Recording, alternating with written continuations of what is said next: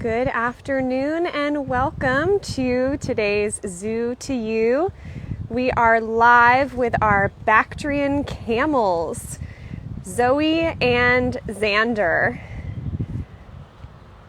And we are going to talk all about how these amazing animals survive in a very extreme environment. They are native to the desert, but not all deserts are hot. That might be the first image that comes to mind of a very hot desert, maybe in Africa, like the Sahara Desert. But these Bactrian camels are native to a different kind of desert, the Gobi Desert in Mongolia and China. That desert does still get hot, but it also gets very, very cold. So deserts are known for being very dry and areas of extremes. So animals that are native to these desert environments have some incredible adaptations that they use to survive. A few that you might notice right off the bat, and what camels are usually best known for, are their humps. So the Bactrian camels each have 2 humps. Looks like Xander's head is hiding behind Zoe right now, so you can't see. It looks like we have 1 camel with 4 humps, but there are 2 camels here. And Bactrian have 2 humps. The other camel you might think of with just 1 hump is the Dromedary Camel. And I have a great trick for you to remember the difference between the 2. Dromedary starts with the letter D, and the letter D has just 1 hump. Bactrian camel starts with the letter B, and the letter B has 2 humps. So that's a great, easy way to tell the difference.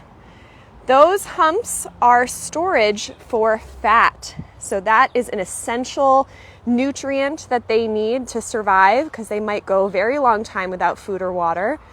So they can store up extra nutrients and energy to survive in that harsh environment in those humps.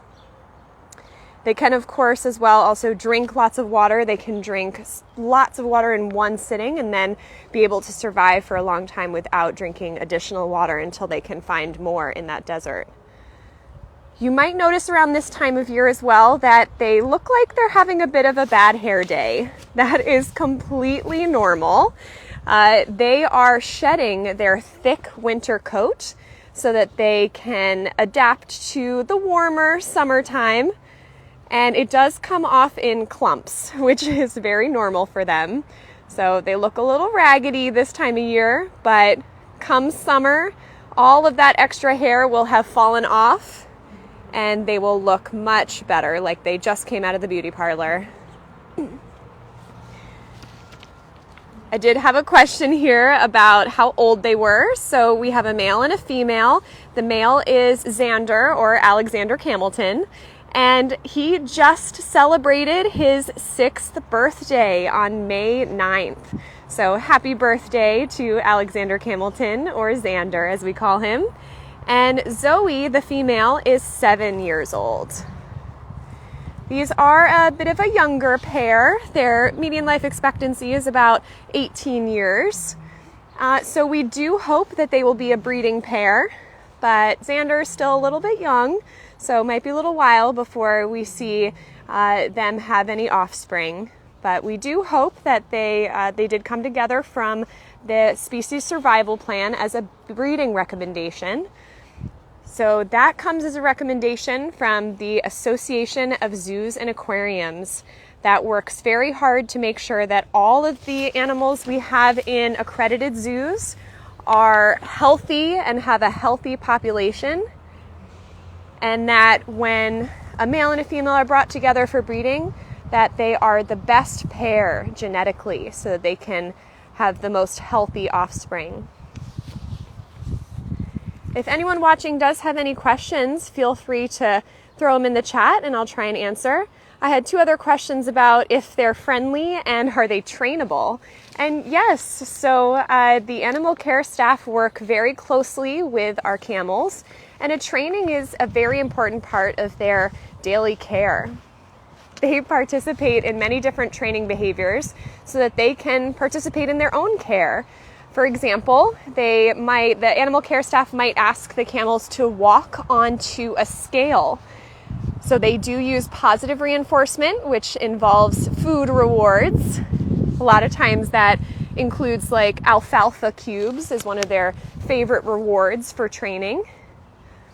And inside their barn, which is just over there to the left, that green building, there's a large scale. So they can work with the camels to voluntarily walk onto that scale so we can check their weight, make sure everything looks good. And the keeper staff work with them on a regular basis as well to practice all sorts of behaviors that allow us to get close to them safely and check on their health and make sure everything is okay. We're getting a great look right now at another fun adaptation around their eyes. They do have very long eyelashes that they can use to protect their eyes if there's any sand blowing around in the desert. And their giant feet. Look at those hooves. They are ungulates, which means they're hoofed mammals. So they have large round feet that allow them to walk on top of the sand. Similar to how snow-adapted animals, maybe like a snow leopard, have very large round paws that act almost like snowshoes, so they can walk on top of the snow or the sand. Bactrian camels are critically endangered, so they are having a lot of habitat loss and even hunting in their native range in Mongolia and China. So it's just another example of how important it is for us to learn about the animals that live around us and see what we can do as humans to share the habitat with those wild animals so we can live together sustainably and try and find ways to live in peace with the animals that share our homes. I had another question coming in asking if they mind the cold. So no, what's amazing about Bactrian camels is where they're native to in that Gobi Desert, it gets extremely hot, upwards of over 100, and extremely cold, below 0. So they are very well adapted for both. You see them right now in a bit of a transition period. So that's why they look like they're having a bad hair day, where they have a very thick, sturdy coat in the winter time to keep them warm, and then shed that coat in big clumps in the spring so that they would then be able to stay cooler in the really hot temperatures.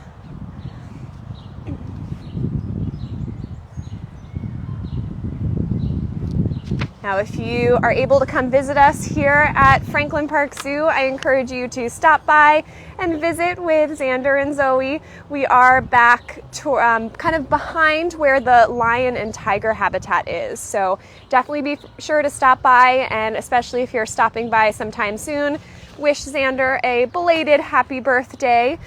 He just had his birthday on May 9th, so we're very excited about him turning 6 years old.